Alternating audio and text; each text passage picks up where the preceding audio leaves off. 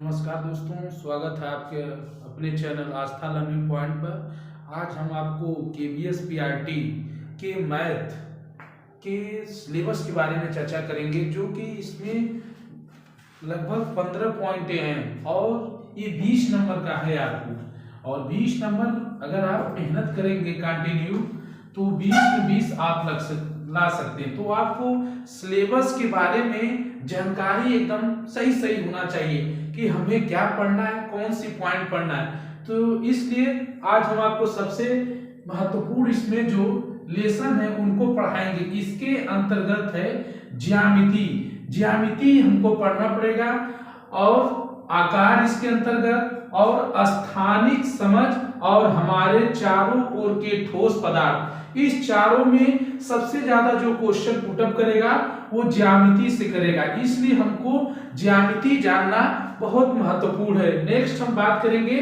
संख्याएं।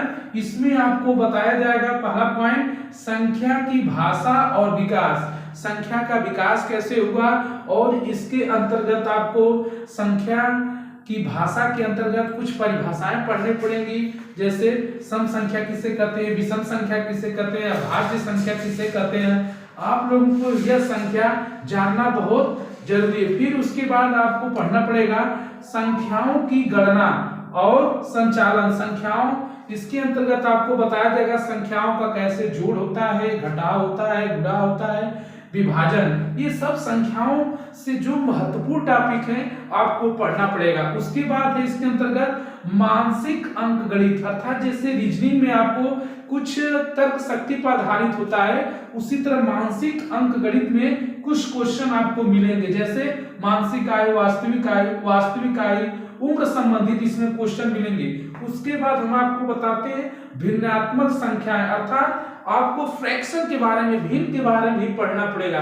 उसके बाद आपको हम बताते हैं घन माप की लंबाई, अर्थात आपको 3 डायमेंशन घन, घनाभ, आयतन, शंकु जो आएगा इसके अंतर्गत पढ़ना पड़ेगा। उसके बाद वजन, क्षमता। उसके बाद समय से संबंधित, अर्थात 4 समय दूरी के जो क्वेश्चन है आपको वो भी इसके अंतर्गत पढ़ना पड़ेगा। फिर जो सबसे महत्वपूर्ण टॉपिक है मुद्रा के अंतर्गत हम आपको 3 टॉपिक इसके अंतर्गत पढ़ना पड़ेगा, जैसे कि लाभ हानि, इसमें भी मुद्रा से संबंधित आएगा, SI और CI, अर्थात साधारण ब्याज और चक्रवृद्धि ब्याज से संबंधित आपको पढ़ना पड़ेगा, और परसेंटेज अर्थात प्रतिशत के बारे में। इस यहाँ से ही लगभग आपके 2 से 3 क्वेश्चन हो सकते हैं, इसलिए इस टॉपिक को अच्छे से पढ़िए। उसके बाद है data handling pattern. Data handling pattern के अंतर्गत आपको पाई चार्ट और दंड आरेख पढ़ना पड़ेगा, इसलिए आप इस सिलेबस को